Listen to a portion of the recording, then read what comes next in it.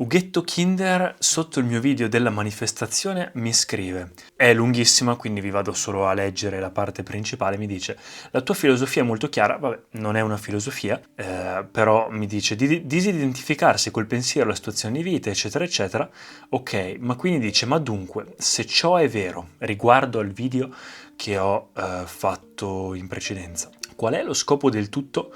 O meglio, in questa situazione continuare a vivere significherebbe solo coltivare desideri, scopi futuri, ma per il raggiungimento di cosa, eccetera, eccetera. Quindi diciamo che io l'ho riassunta un po' in 3 domande. La prima domanda è se la vera pace si trova nel distacco dall'ego e dall'identificazione con il sé, secondo alcune cose precedenti, che senso ha continuare a vivere inseguendo desideri e obiettivi? Allora, innanzitutto, più che avere obiettivi, diciamo che quello che preferisco fare, e ho fatto anche un video tempo fa a riguardo sugli obiettivi, non è avere obiettivi, anzi, ma è avere più che altro una direzione. Perché? Perché se segui un obiettivo è un po' come voler giocare a fare il creatore, è un po' come voler giocare a fare, non lo so, è vero, crearsi il proprio destino, ma allo stesso tempo è un scriversi un po' quello che può accaderti nella tua vita. E la vita è bella perché non sai quello che ti può accadere domani.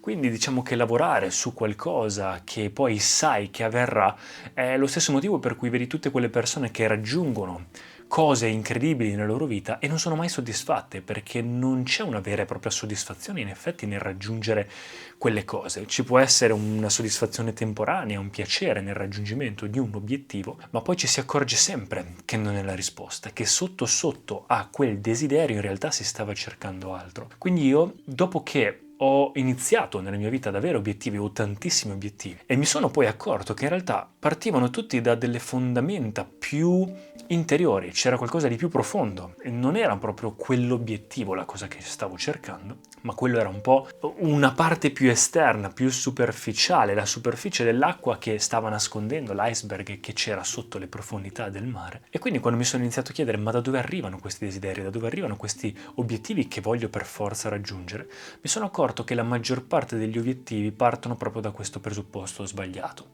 E quindi invece di un obiettivo mi pongo una direzione, per poi proseguire, lavorando con quello che ho qui e ora, in questo momento, do il massimo con quello che ho qui ora, faccio quello che è necessario fare e poi connetto i puntini all'indietro, come disse il grande Steve Jobs, connettete i puntini all'indietro. Ed è la cosa che ho notato mi porta più tranquillità, più pace, ma alla fine per assurdo mi fa anche raggiungere più cose, perché mentre prima, se non era nel percorso che mi ero predestinato dal mio obiettivo, neanche le guardavo quelle cose. Invece così è come se ti aprissi un po' al mondo, a tutto quello che può accadere, e quindi sei flessibile. Fai le cose che vanno fatte, le cose che bisogna fare. Ad esempio, io ho sempre invidiato le persone che hanno una vocazione, una passione, e io non ho mai avuto una passione in niente.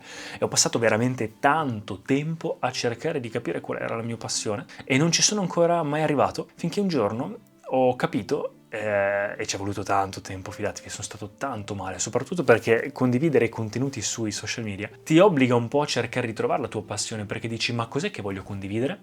E quindi ho cercato per tanto tempo, e io sono appassionato di tante cose, ma allo stesso tempo non c'è una cosa vera e propria che dico wow, guarda quello lì quanto è appassionato a quella cosa, è la sua vita, è la sua vocazione, perché io non ho questa cosa qua? E un giorno mi sono accorto, ma perché voglio una passione? Cioè, perché voglio avere una passione? E mi sono accorto, una passione alla fine non fa altro che limitarmi.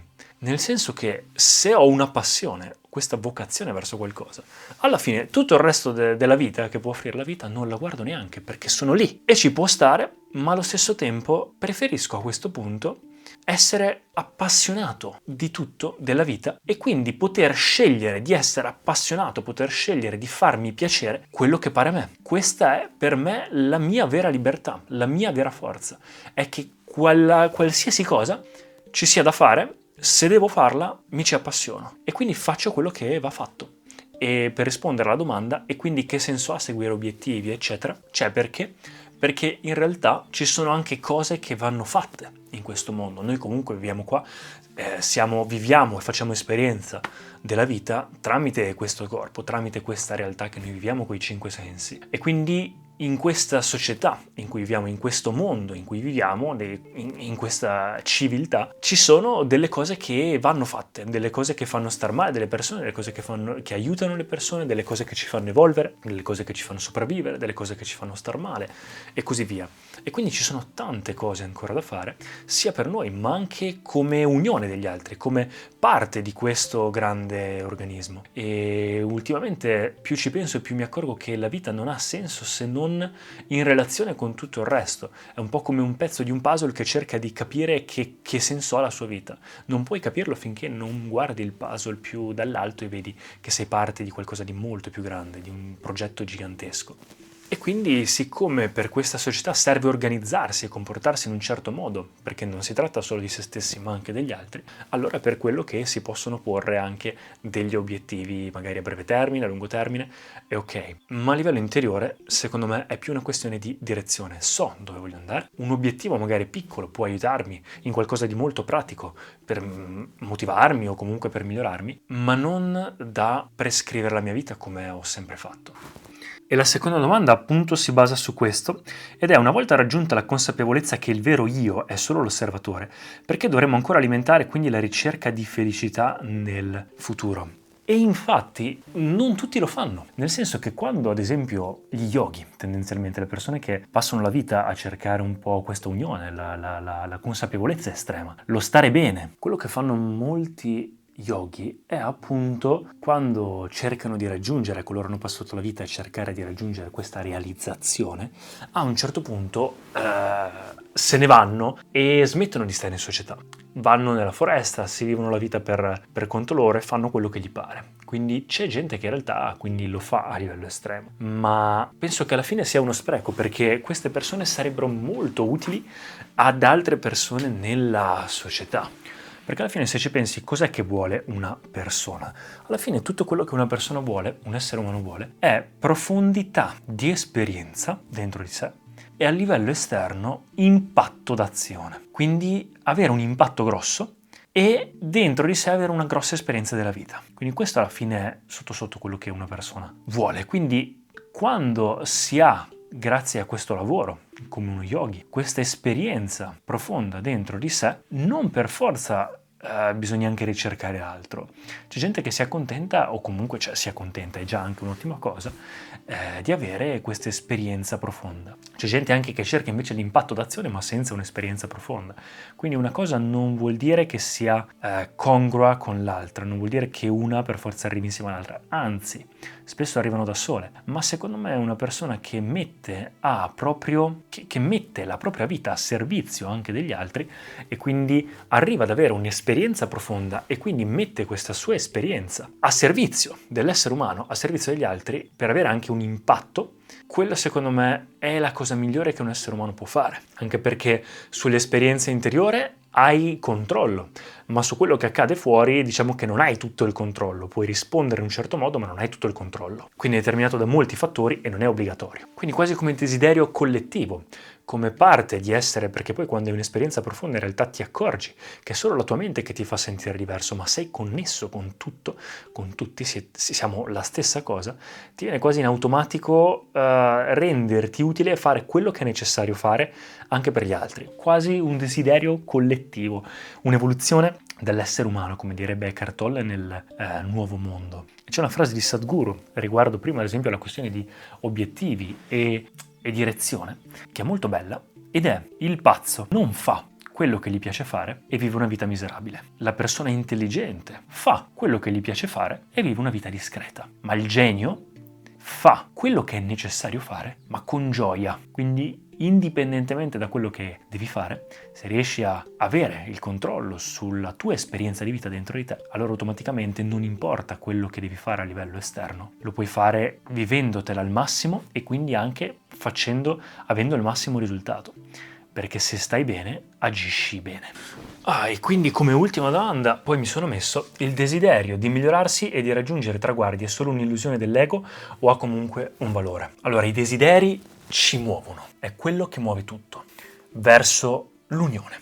avvengono perché siamo appunto distaccati e nella nostra mente, nel nostro ego, e quindi è quello che dà il moto a tutto, è quello che dà la vita, è quello che può essere considerabile come intelligenza divina, quindi Dio, dagli atomi che girano uno attorno a loro, ai pianeti, ai nostri desideri, ai nostri obiettivi, all'amore, alle passioni. Si tratta della stessa identica cosa. La gravità è l'unione. Lo yoga. Yoga in sanscrito significa unione. È un po' il tutto che si è separato e torna ovviamente all'origine. Come un respiro, no? È la teoria del respiro cosmico.